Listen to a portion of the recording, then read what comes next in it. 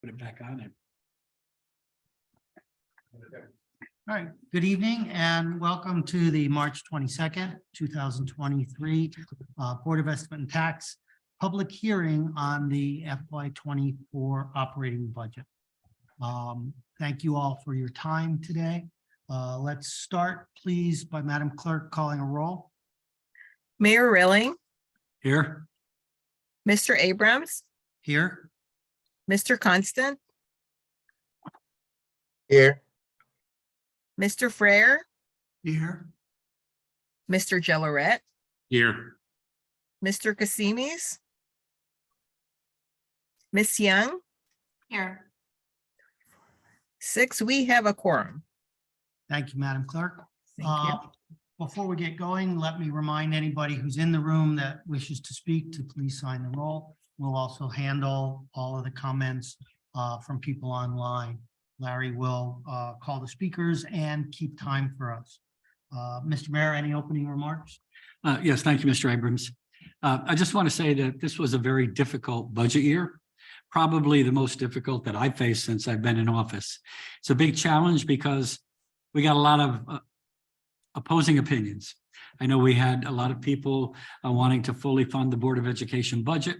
We also had people who said, I can't afford a large tax increase because of inflation being at 8.5% and everything I buy now costs more. So it's a difficult challenge for us. I want everybody to know that every piece of correspondence, every speaker that came before us, we listened to, we took notes, and we did a lot of different things just to make sure that we got all the information to make a very challenging decision. I want to thank the Board of Estimate and Taxation for their hard work. I want to thank Tom Ellis for his hard work. It's not easy putting together a budget of this size, but we try to do the best we can. So again, thank you.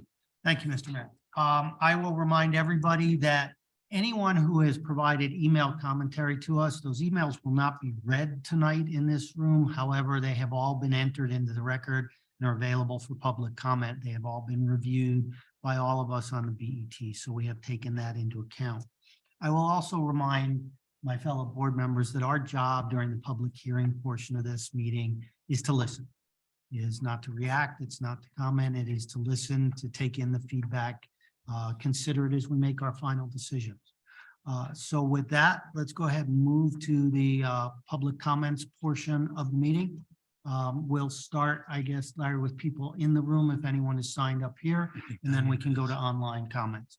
Yes, before we start, if anyone remotely would like to listen in either Spanish or Haitian Creole, please click the globe at the bottom of your screen that says interpretation and select the language. We have interpreters in both languages. Thank you for that reminder. I also remind anyone wishing to speak, you'll be given 3 minutes to speak. Larry will keep time. We'll provide you with a polite reminder at the end of your time. Thank you. Also, if you're remote, if you will raise your hand electronically, and we will unmute you one at a time. Thank you. I am Morcello.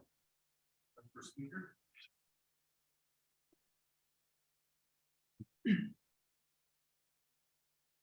Thank you. For the record, my name is Diane Lauricella, 21 Little Fox Lane. I first wanted to thank the BET and the Mayor's Office for holding hybrid meetings. I think it really makes a difference, and a lot of folks are busy with their families. I did send material, an email. It was just a little while ago. I hope you read it. And I also wrote a letter to the editor that's seen on Nancy on Norwalk. I hope some of you saw it. I'm here tonight knowing that a lot of effort has been made, and I appreciate it. I have appeared before the Board of Estimate on and off for at least 20 years. I believe that the following suggestions do include some earth-shattering ideas. Mr. Chairman, I remember you mentioning that. I do think you and the rest of the Board of Estimate and staff may need to review and go back to the drawing board for more factual information after my discussion. The savings and revenue resources are huge if taken seriously. I would like the following Nancy on Norwalk article, and I submitted it for the record. that I wrote be part of the record. And you said you would. I have mentioned much of this in previous years with most of you that have been on the commission, on the Board of Estimate and Taxation. This year, many of you state the urgency of our budget challenges. So I ask that you refrain from voting tonight because there are things that still need discussion. Year after year, the city does not appear to be willing to go big to address the policy and practices that would make ideas about utility savings, electricity, creating our own electricity, heating, increasing our grant outcomes a reality. I'm not saying that the city is making little progress. They do make some progress, but I'm stating that they are not optimizing the opportunities quickly enough so that we're losing grant funding to more proactive towns. And I have proof of this should any of you want to speak with me after, as well as the staff. You will be told otherwise by certain staff and officials, but please just look at the actual numbers. If you were to get the actual electric bill for each public building in our city, you would find that the electricity we're purchasing from either Eversource, third or second district is costing us hundreds and hundreds of thousands of dollars a year. I have said, and the mayor knows this and others, if we were to optimize our use of renewable energy, especially solar, ground mounted, roof mounted, and canopy carports. And if we had done so like many other towns 10 years ago plus, we would be saving our taxpayers hundreds of thousands of dollars.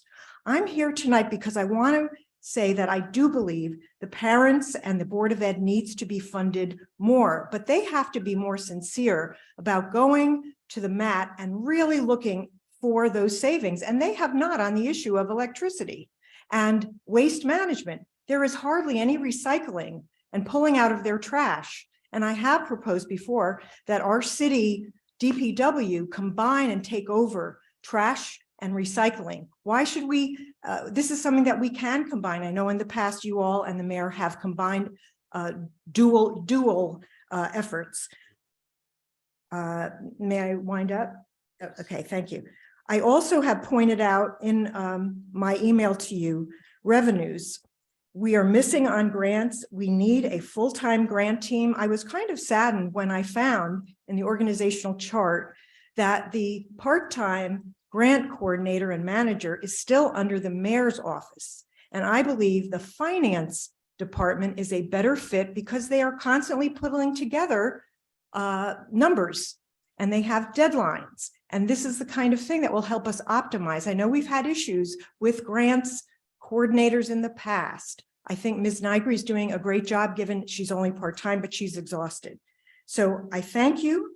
And I ask that you consider changes in policy and governance in order to bring the expenses down and the revenues up, including enforcement. I heard what Ms. Casey Vonacek said.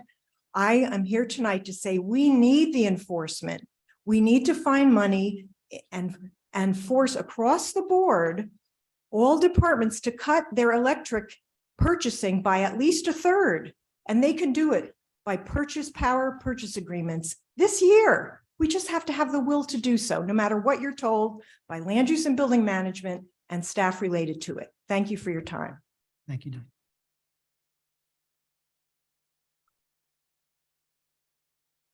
Are there any other speakers in the room at this point in time? There is no one else and no one remotely. Okay. With that, If anyone dialed into the Zoom meeting would like to speak, please raise your hand now. We do not have any more speakers here in person. Thank you. so I'm going to suggest that we keep the line open and we give ourselves a little bit more time in case anyone's running late, in case anyone has the opportunity to speak while we wait. Okay. Thank you. Mr. Meek, I am promoting you to panelist. Please unmute.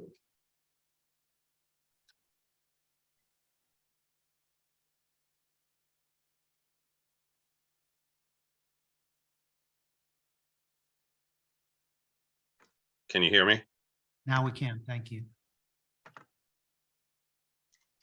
Good evening. Thanks. I'll try to be quick here. A lot to unpack. I know a lot of time gets spent shaving nickels and saving dimes, and that's good with power and stuff like that. But the 800-pound gorilla in the room is education costs and costs of building these educational facilities. And I know we're talking about operating expense here, but a big component of that operating expenses here is debt service. And we had the luxury of the last 2 decades of not having to talk about that with 1 or 2% interest rates, but we're up to 5% today, and there's no end in sight. And building these school buildings, incurring the debt, even if it looks like it's a free building from the state, is going to cannibalize and other projects that the city needs doing. We really need to evaluate what we're going to spend our capital on. The finance director's introduction to the capital budget was very sobering, and I know we're here with operating, but this directly impacts us. I hope one day a charter revision can kind of tear down the wall that are between the two, especially in a high inflationary, high interest rate environment that we're dealing with now. I would beg everybody to go walk through that existing Norwalk High building top to bottom and tell me if you really, really honestly think that that's worth knocking down and worth delaying many other needed improvements and projects in our city, including the South Norwalk School, including the schools. Go look in Tracy's gym right now. It looks like it did 70 years ago. It's falling apart. There's duct tape holding doors together. It's terrible. And we can't afford to go for luxuries when we have necessities to fill. The last thing I'll say, more related to the operating budget, it was curious to me, and I don't know where this happened through state mandates or whatever, but looking at the annual report from in the 2000s, we had about 11,000 school children like we do today. But back then we only had 1,300 employees in the school system. And that was before we outsourced janitors, lunch ladies, and bus drivers. We have almost 2,000 people there for the same number of kids. There's an additional 700 or 800 people on the payroll involved somehow, I'm sure, but this we can't be here 20 years from now with 3,000 people working in the school system for the same population. Thank you for considering that and your time and your deliberation. Good night. Thank you, Mr. Meek. Again, are there any other speakers either here physically or remotely that would like to make a comment?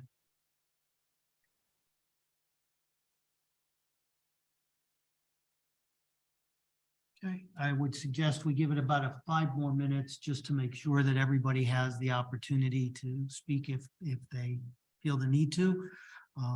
During that time, if anybody is uncomfortable, I apologize for the awkward silence, but we'll give people the opportunity to identify themselves as speakers.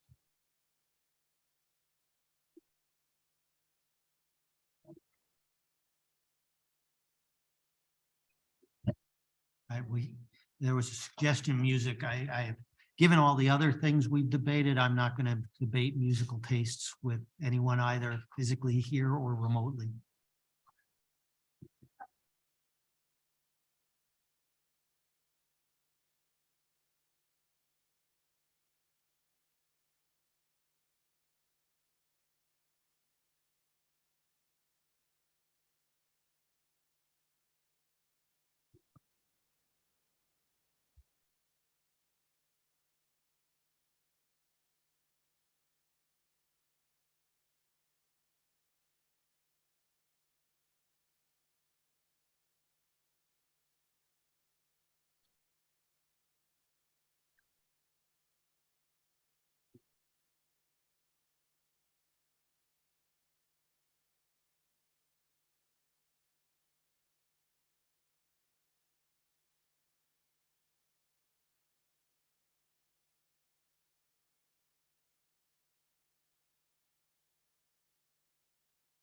So again, if there's anybody either in the room or remotely who would like to make a comment, please feel free to do so. If you are remote and wish to make a comment, feel free to raise your hand electronically. And then we will make sure we get that comment.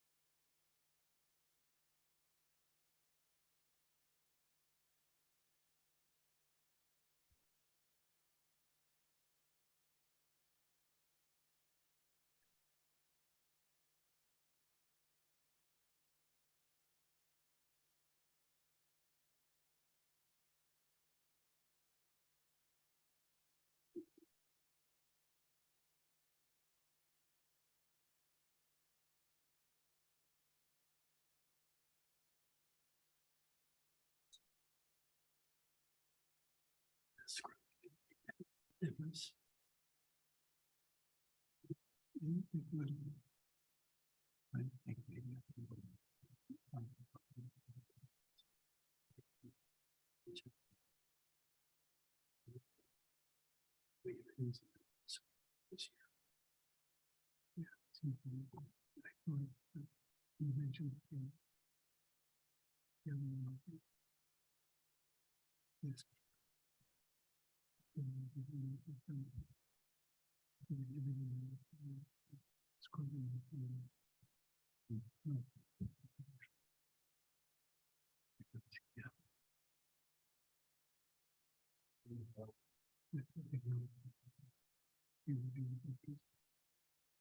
You might want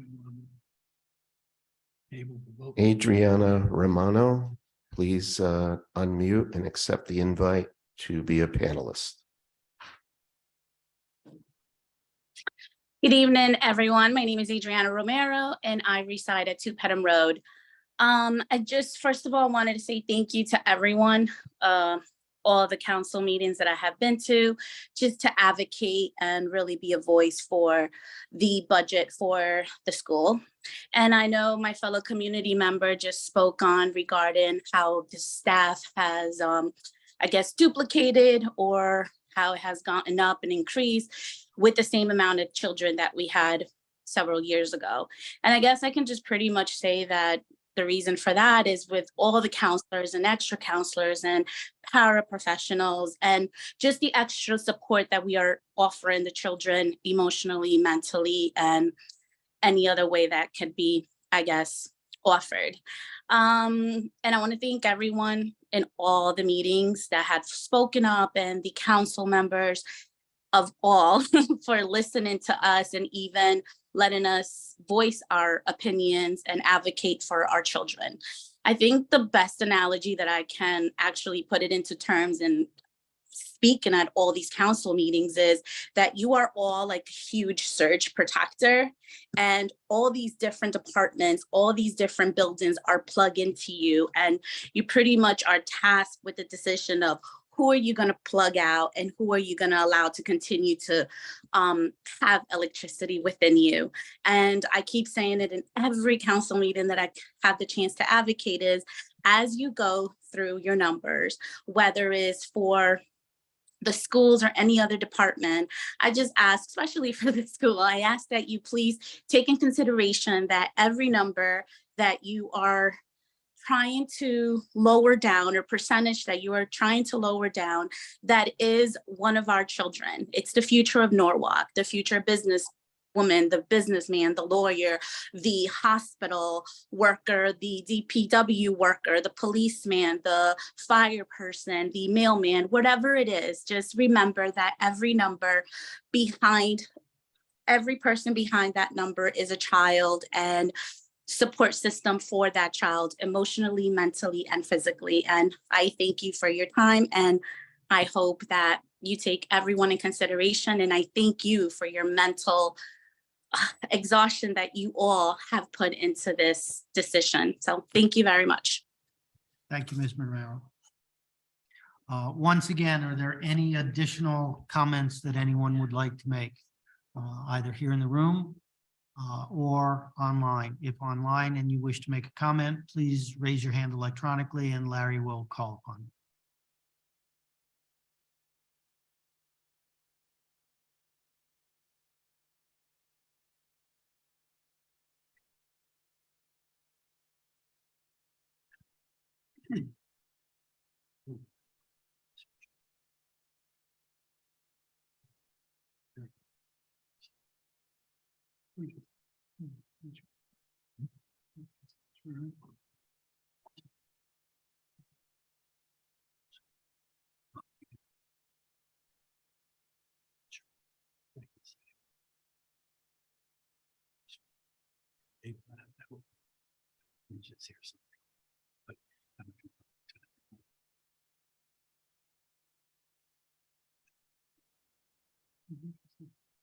We should discuss.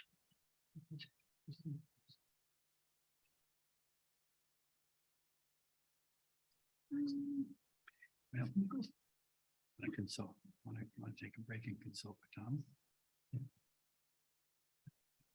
All right, at this point, we're going to go ahead and close the public comments portion of this meeting. We are also going to take a short break because we want to consult on one item, Tom, that we need your kind of guidance on.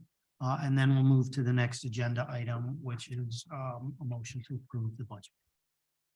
All right, so let's take a small adjournment and Tom will ask you a question if we can. Patience.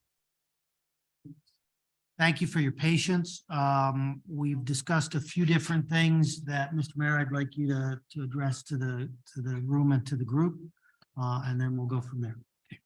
Thank you, Mr. Abrams. As I mentioned at the beginning of the meeting, this has been perhaps the most difficult budget year. We're faced with a huge increase with the public schools, which many people supported. We also have heard from many people who say they can't afford an increase in their taxes. We've had discussions, and tomorrow my staff and I will be meeting with Dr. Estrella and her staff to discuss some other possibilities that we can end up, that the school can end up getting more funding without affecting the mill rate. So we're hopeful that we can work through that, and we're going to give it our best shot. So. Thank you, Mr. Mayor. Based on the fact that that meeting is going to take place tomorrow, I would like to ask for a motion to delay the vote on the budget for this year until after that discussion. Can I get that motion, please? Second. Thank you. All in favor? Aye. Aye.